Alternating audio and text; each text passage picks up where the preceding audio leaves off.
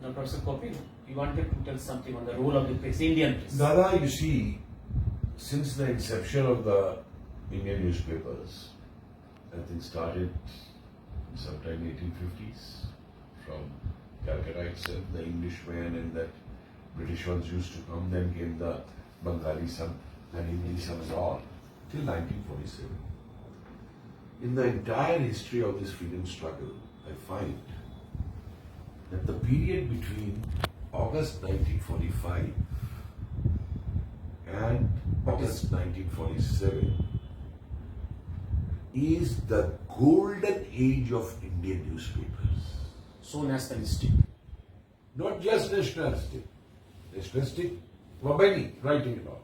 But they threw all the censorships of the British on one side. All the draconian laws of the press on British.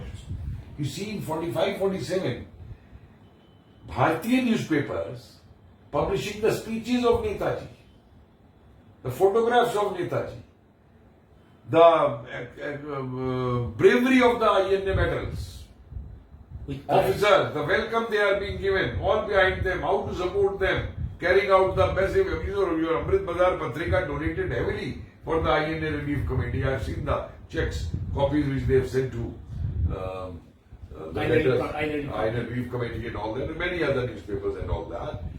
And I tell you, each and every protest they are reporting, right, and this is happening not only in one place also, it's happening from Peshawar up down to south, you see, whether it is Hindu, whether it is Bombay Chronicle, whether it is National Herald, whether it is Abhyuday, whether it is Hindustan Times, whether it is Times of India.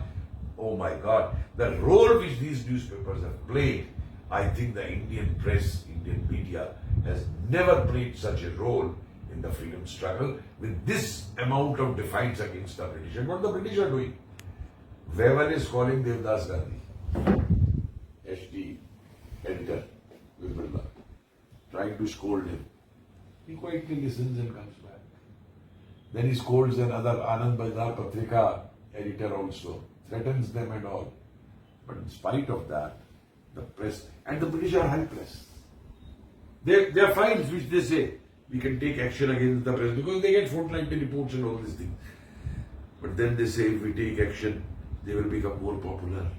The movement will go more stronger. Yes. Same thing like they did, that they couldn't take action when the INA soldiers went out in uniforms. Yes. That semi-organization, and this is another find by this thing is, that Netaji, when he said that go and support Gandhi, and the struggle must continue, he definitely gave a plan to his confidence. It was not without that. Because different parts of the country, different organized. Earlier I discovered that it was in BHU and Prayag would be that Rani Jhansi regiment had come. Yesterday I saw in that newspaper that in Guwahati in Assam, Rani Jhansi regiment had come. Somewhere it is Sevadar, somewhere it is Azad. We have seen the document in 17th August 1945, the last official date under the sun in Saigon. And before that we went to Bangkok. He signing letters for the officers of the army godowns to hand over pistols to Indian soldiers. To Japanese. No, not only that. From Japanese godowns to Indian revolutionaries. Radio equipment. Yes. And he has told all his intelligence people to go down. You see, I have this question, again coming back to that. Where did that Netaji's small transmitter go? The German one. He always used to keep with him. And would have a direct link with his intelligence person. Where did Netaji's plane go? Yes. Did anyone found out that? Also, the personal plane. Where did that plane go? And you think the British will leave it out? And let me, other things are very interesting. The British intelligence were after him throughout. They can report intelligence on Hitler in Germany, and they were after Bose because they wanted to kill him before coming there. Have they ever reported any Chauvel's connection of marriage with him? Never. Had the German Gestapo reported anywhere? No report. Has the Japanese reported anywhere? No. No. Has any Indian reported at that time anywhere? No. About these things? There's another Bose brother also who was staying there in Germany. I don't want to comment Yes, things like yes, that. yes. But you see so many things, and then I personally feel that this press part is superb. Super. Indian 1945 August to 1947. And the booklets, and you see, there is theatre at that time which has come. Yes, All theatre, over the dramas. country. All over the country. For in name of INA and INA Netaji, and drama, taking- enacted in different parts of the country. Acha. Then the other thing I found out was the film. Film. You know, it is Sardar Patel who financed and got those Netaji's films from Singapore smuggled to India. That you told once. Smuggled to India. And the interesting part is, the films were screened in Regal Picture Hall in Delhi to a limited gathering. And that person was arrested, the owner of that. Another thing I found very interesting was, it was coming from different places. There was some film made on freedom struggle and all. And this intelligence person is writing, when the leaders come on the screen, so people clap. And he said the highest clapping which came was for Netaji Bose. Yes. But one thing, two sentences. Before 1945 August, it was the British control over the media. Strong. That- only glorifying Gandhi, Nehru, all these things. That was gone. That was gone in this after period. And August again, 17. the censorship And- again became strong and- after 47 See, when the Congress and took power. the impact on the army. Yesterday only I saw a report. Greece. That story. These Britishers had made many propaganda films. And in Greece theatre they showed a film named Gangadin. And 8 of our Bharatiya soldiers were there, of the British Indian Army, watching that film.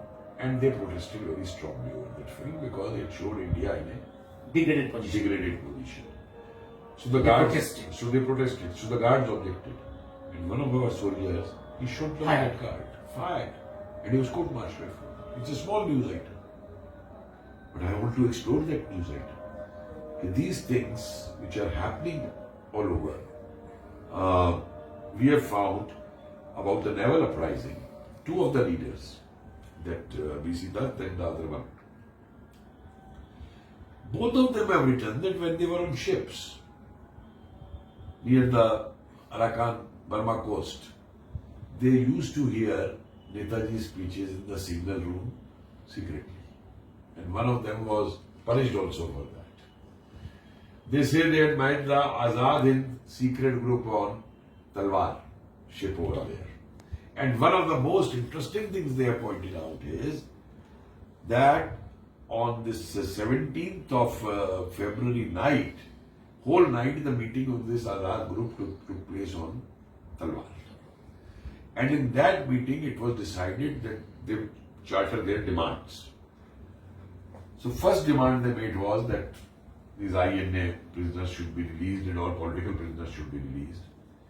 And then they made demands related to their day-to-day life in the Navy, ratings about salary, treatment, etc., etc., on the basis of which this Gandhi called it a Dal Roti uprising. But this fellow gave a very interesting reason for that. He said, why we included these demands? Because we thought that when Gandhi had started the movement in 1930, he picked up salt. And why he picked up salt? Because salt was a thing which touched everyone's life. So we thought unless you bring in this basics related to the ratings life, to get all support of the all never ratings, you should bring in these demands. And we brought in these demands. And these people, they never surrendered to the British. Final day when they surrender on Sardar Patel's appeal. And they say we are surrendering to you. But the best part is that Talwar, when it had gone to Singapore to bring these INA people as prisoners of war, that time only they had told, you have done your job, now it is our duty. Indian National Army was formed there in September 45 itself. And now we get from foreign newspapers, Indian newspapers don't carry these stories, that the ships which were taking Dutch and British ships to Indonesia, the Bharatiya soldiers of Navy, threw out these Britishers and Dutch troops from the islands over there. They were arrested later.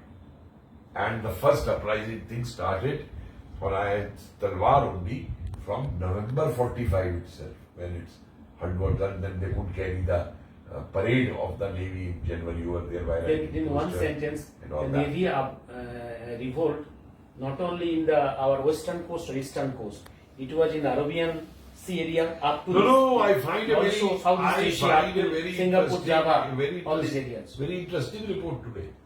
Very shrewdly, what these Navy people did, they sent signals, and on those ships where there were more British troops, they sent SOS signals and they diverted them towards Burma. Just 1 second, I will be back. And they diverted those ships towards backward. This kind of thing. So this whole thing of press, you see police uprising. The police strikes going in the country. They are carrying Netaji's flag. Your trams strike carries Netaji's flag. Yes. The government officers, those unsubordinated ones, they go on strike. The sweepers go on strike. Everywhere in the country this is happening. And you see, almost after partition and transfer of power, for 6 decades, all these histories has been kept suppressed. No, I'll tell you one more thing, sir, and I'll conclude by that. The Indian diaspora, particularly those who went as indentured labor and coolies, Yes. they had never went on passports from India. They had gone on contracts. They were Indian citizens. Their generations were Indian citizens. Nehru didn't accept them. When they sought Nehru's help, no, you are not our citizens. Why? Because if he did that, the entire South Asian Indian diaspora which had stood with Netaji would have been Indian. Oh, the way he threw every one of INA who mattered out of India, posted them out of India. He didn't want even throw them, put them in home guards, but don't put them all together in one unit. What did it mean? The scare which hounded him till he died. The ghost was hounding. Thank you, sir, very much. Pleasure.